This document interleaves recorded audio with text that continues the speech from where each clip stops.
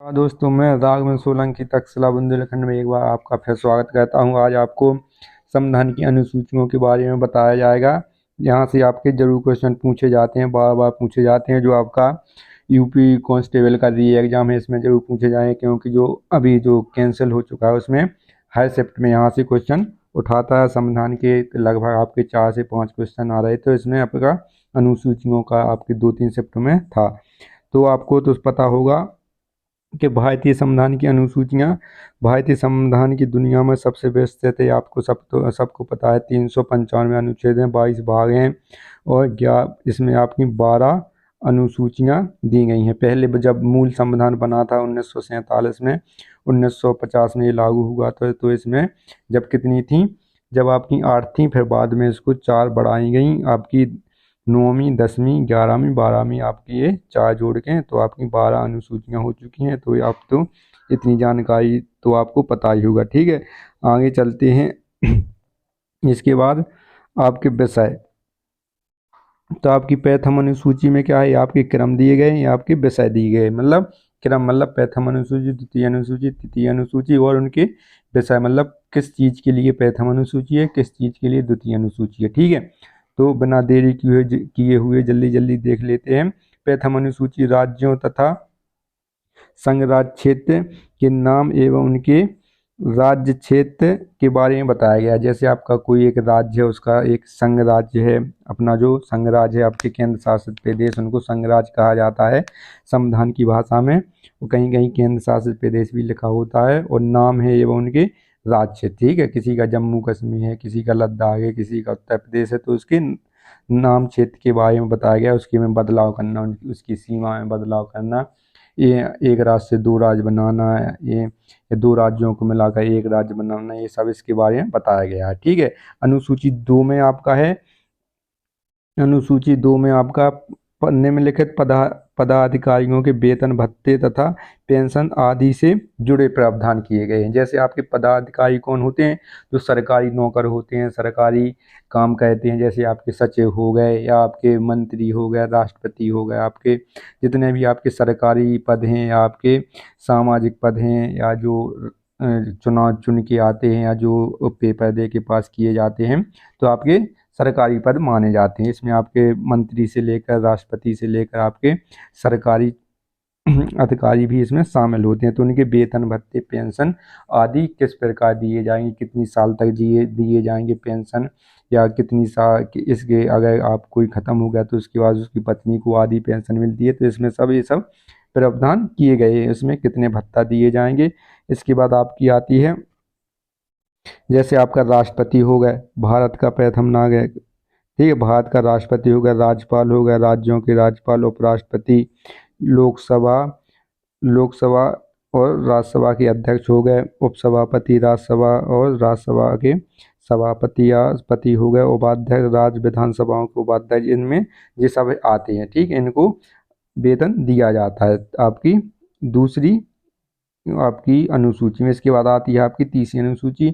इसमें निम्नलिखित पदाधिकारियों तथा प्रत्याशियों द्वारा ली जाने वाली शपथ या प्रतिज्ञानों के प्रारूप दिए गए हैं। ठीक है, जैसे इसमें आपके तीसरी अनुसूची में आपने पहले नाम क्षेत्र के बारे में जाना, फिर उसके बाद आपने क्या जाना, उनको भत्ते दिए जाएंगे। जैसे किसी कोई काम कराना होता है अपन लोगों को, तो अपन सबसे पहले उसको रुपए देते हैं, उसके बाद अपन कहते हैं कि अपना काम जल्दी से हो जाए, ये पकड़ो रुपए हमारे काम कर दो। तो उसके बाद अपन ने उसको रुपए दे दिए, फिर अपन उससे काम कराएंगे, आप शपथ लो कि हमारा काम करोगे। तो आपकी तीसरी में क्या है, शपथ के बारे में बताया गया है। तो इसमें क्या है आपका प्रावधान, जैसे आपके कोई मंत्री हो गए या निर्वाचित है, या आपका मनोनीत होके आया या चुन के आया है जनता द्वारा, तो उसमें राष्ट्रपति या राज्यपाल या न्यायाधीश इसमें शपथ दिलाते हैं। ठीक है, न्यायाधीश को राष्ट्रपति शपथ दिलाता है, राष्ट्रपति को मुख्य उच्चतम न्यायालय का मुख्य न्यायाधीश शपथ दिलाते हैं, और राष्ट्रपति जो आपके संसद में प्रधानमंत्री है, अन्य मंत्री हैं, या इनको भी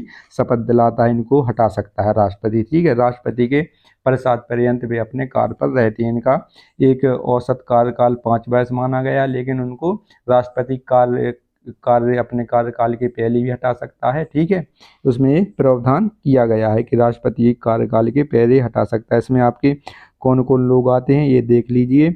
इसमें आपके मंत्री आते हैं, संघ के मंत्री हो गए, प्रत्याशी संसद के चुनाव के प्रत्याशी, मंत्री राज्यों के आदि, ये सब आपके न्यायाधीश हो गए, सदस्य हो गए, महालेखा परीक्षक होगा, भारत का नियंत्रण महालेखा परीक्षक होगा। ये आपके सब आपके इसमें शपथ ग्रहण के बारे में बताया गया है। आपकी 30वीं अनुसूची हो गई। इसके बाद आपकी चौथी आती है राज्यों और संघ राज्य के लिए राज्यसभा में सीटों का आवंटन।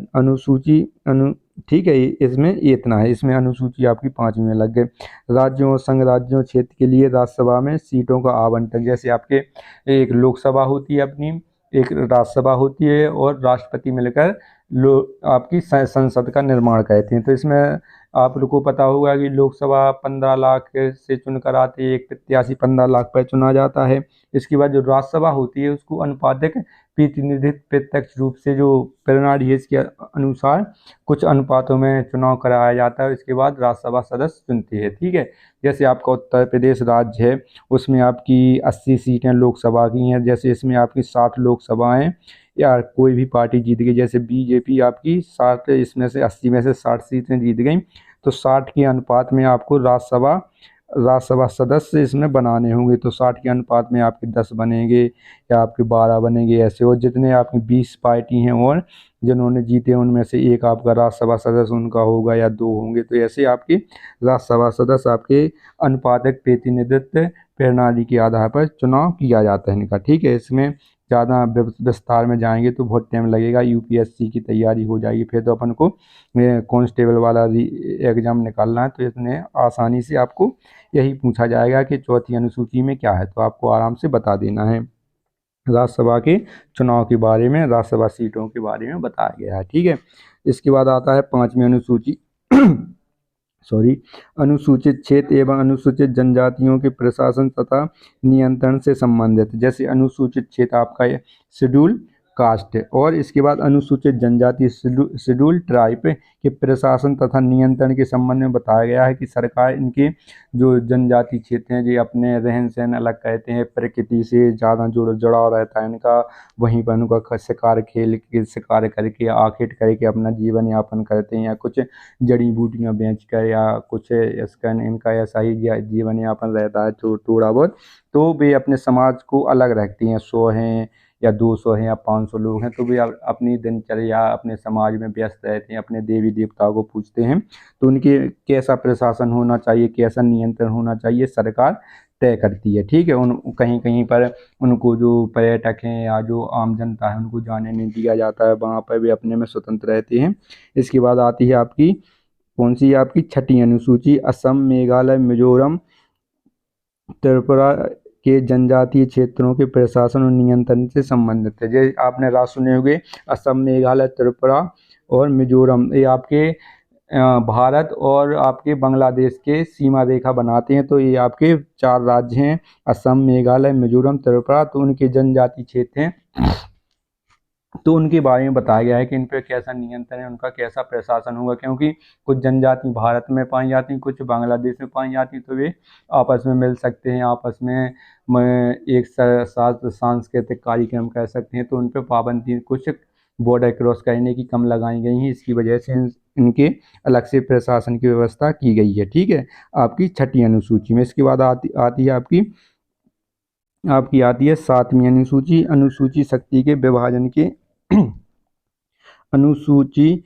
शक्ति के विभाजन की 3 सूचियां। ठीक है, शक्ति में आपकी जैसे आप आगे चलेंगे तो शक्ति में विभाजन किया गया है, राज सूची अलग है, आपकी समवैती सूची अलग है, तो इसके बारे में बताया गया है। ठीक है, तो इसको देख लेते हैं थोड़ा बहुत। ठीक है, तो इसमें क्या है कि संघ सूची में पहले वाले विषय 100 थे। इसमें आपकी संघ सूची होती है, एक आपकी राज सूची होती है, और आपकी समवर्ती सूची। संघ सूची में आपका केंद्र सरकार आपके नियम बनाती है, राज सूची में आपके राज्य सरकार नियम बनाती है, और समवर्ती सूची में केंद्र सरकार प्लस राज्य सरकार दोनों मिलकर विषयों पर अपना नियम बना सकती हैं। ठीक है, तो इसके बारे में ये बताया गया है। इसके बाद आपकी संघ सूची में पहले 100 विषय थे, अब 97 विषय बचे हुए हैं। राज सूची में अब पहले 61 विषय थे, अब 66 हो गए, इसमें राज सूची में बढ़ गए हैं। समवर्ती सूची में 52 विषय थे, 52 विषय हैं, पहले इसमें 47 विषय थे। ठीक है, अब 100 हैं, इसमें पहले कितने थे 97, और इसमें कितने हैं आपके राष्ट्र सूची में 61 हैं, पहले इसमें 66 थे। समवर्ती सूची में 52 है, पहले कितने थे इसमें आपके 47 विषय थे। इसमें संविधान द्वारा मान्यता प्राप्त 22 भाषाओं का विवरण है। ये आपकी दूसरी वाली आ गई है। ठीक है, तो ये आपकी ये आपको ध्यान रखना है। इसमें कहाँ गया है ये आपका, तो ये आपकी 7वीं अनुसूची पूरी रूप से हो चुकी है। इसके बाद आती है आपकी 8वीं अनुसूची। यहाँ से हर बार परीक्षा में पूछा जाता है। इसमें या तो ये पूछा जाता है कि कौन सी भाषा आपकी 8वीं अनुसूची में नहीं है, या ये पूछा जाता है कि कौन सी भाषा इसमें 8वीं अनुसूची में जोड़ी गई, कौन से संविधान संशोधन द्वारा। ठीक है, तो पहले वर्तमान जब मूल संविधान बना था, इसमें मूल संविधान में इसमें 14 भाषाएं थी, फिर बाद में इसमें 8 भाषाएं जोड़ी गई, प्लस कह दो तो आपकी 22 आपकी भाषाएं 8वीं अनुसूची में वर्तमान स्थिति में अभी हैं। ठीक है, तो इसमें जल्दी से देख लेते हैं। इसमें 22 भाषाओं का विवरण दिया गया है। मूल संविधान में इसमें 14 भाषाएं थी, किंतु समय समय पर होने वाले संविधान संशोधन में इसमें संख्या बढ़ाकर 22 कह दी गई है।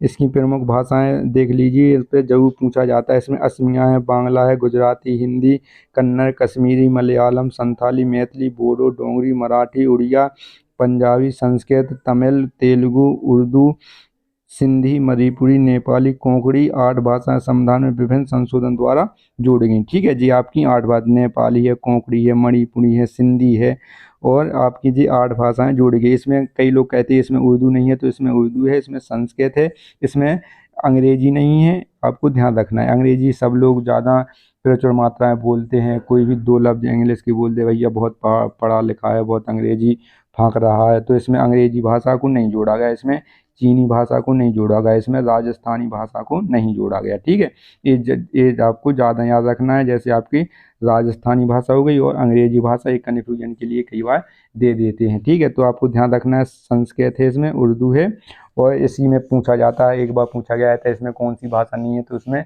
ऑप्शन उर्दू था, तो इसमें ज़्यादा बच्चे गलत करके आए थे। ठीक है, तो आपको ये ध्यान रखना है। ठीक है, इसमें 21वां संविधान संशोधन 1967 द्वारा मणिपुर, नेपाली, कोंकणी, और 71वें संविधान संशोधन द्वारा 1992 में। इसके बाद आपका कौन सा जोड़ा गया था?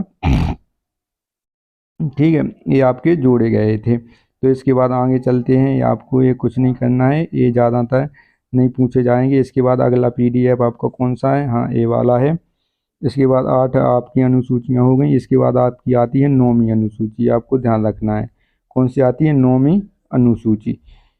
9वीं अनुसूची में कहा गया है कि इस सूची को पहले संविधान संशोधन द्वारा 1991 में जो 1991 में जोड़ा गया था, क्योंकि संविधान बनने के बाद सबसे पहले जो संविधान संशोधन हुआ था उसमें क्या कहा, जो 9वीं अनुसूची जोड़ी गई थी। ठीक है, ये आपका इसमें आपके सीधा सीधा समझा, आपको इतना नहीं पढ़ना है, आप लोग कंफ्यूज हो जाएंगे। इसमें आपके भूमि संबंधित क्या है, भूमि संबंधित नियम बताए गए हैं। ठीक है, किस प्रकार से भूमि संरक्षण की जाएगी, किसको कितनी दी जाएगी, जो अमीर लोग हैं उनको कितनी से कितनी ली जाएगी और गरीबों में बांटी जाएगी। तो इसमें भूमि संरक्षण अधिनियम के बारे में बताया गया है। ठीक है, आपको इसमें ज़्यादा नहीं करना है।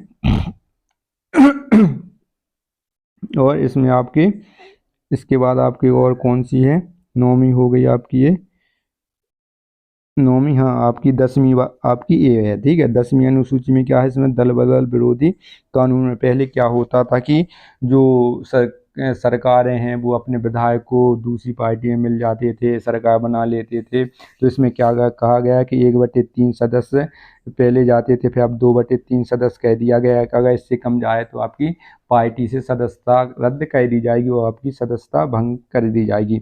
तो अब 2/3 का कानून है कि इससे कम जाते हैं तो आपकी सदस्यता भंग नहीं होगी, आपकी नई पार्टी में शामिल होने का अधिकार। पहले 2 विधायक भाग जाते थे, 1 विधायक भाग जाते थे, 5 विधायक चले जाते थे, तो इसमें क्या होता था, सरकार को ज़्यादा दिक्कत आती थी, दोबारा चुनाव कराने पड़ते थे, दोबारा शपथ ग्रहण कराना पड़ता था। तो अब नियम कितना है, 2/3 से अगर कम लोग जाते हैं तो उनकी सदस्यता भंग की जाएगी। ठीक है, दल बदल कानून, एक दल से आप दूसरे दल में जाएंगे तो 2/3 आपको लागू करना होगा, ठीक है, तभी आपकी सदस्यता रह जाएगी, अन्यथा भंग कर दी जाएगी। इसमें इसको भी जोड़ा गया था आपका 92वां संविधान संशोधन अधिनियम 1985, ठीक है, इसके द्वारा जोड़ा गया था। आपकी ये वाली 11वीं अनुसूची आ जाती है यहाँ पर। 11वीं, इसमें पंचायतों के राज्य में पंचायती राज्य बस जिम्मेदारियां बताई गई हैं। इसके इसमें आपके 29 विषय कई बार पूछा गया है। जिन पंचायतों में कानून बनाने का अधिकार है, इस अनुसूची को 73वें संविधान संशोधन संशोधन 1992 द्वारा जोड़ा गया। ये वेरी वेरी मोस्ट है, हर पेपर में पूछा जाता है। 73वां संविधान संशोधन अधिनियम 1992, 11वीं अनुसूची जोड़ी गई थी, ठीक है। इसमें 29 विषय हैं आपके। इसके बाद 12वीं अनुसूची आती है, इसमें नगर पालिका है, ठीक है। आपकी इसमें ग्राम पंचायत है, प्रधान है, बीडीसी है, सचिव, ये सब आती है। नगर पालिका में आपके मेयर हैं, आपके नगर पालिका अध्यक्ष है और आपके पार्षद हैं, इसमें ये सब आते हैं। इसमें जिम्मेदारी, इसमें 18 विषय हैं। और जिस नगर पालिका में कानून बनाने का अधिकार है, इसे इसे अनुसूची को 74वें संविधान संशोधन अधिनियम 1992 द्वारा जोड़ा गया। ये आपको ध्यान रखना है, ठीक है। ये 1992 द्वारा जोड़ा गया। और हमारे चैनल को सब्सक्राइब करें, लाइक करें और शेयर कर दें, ठीक है, अपने दोस्तों के लिए, जो भी आपके साथ तैयारी कर रहे हैं, आपके भाई हैं, बहन हैं, रिश्तेदार हैं या मित्र हैं आपके, तो उनका भला हो जाए, इसकी वजह से आप उनको ये वीडियो को शेयर कर सकते हैं, ठीक है। और हमारे चैनल पर पहली बार आए तो लाइक करें, शेयर करें, सब्सक्राइब करें। जय हिंद दोस्तों।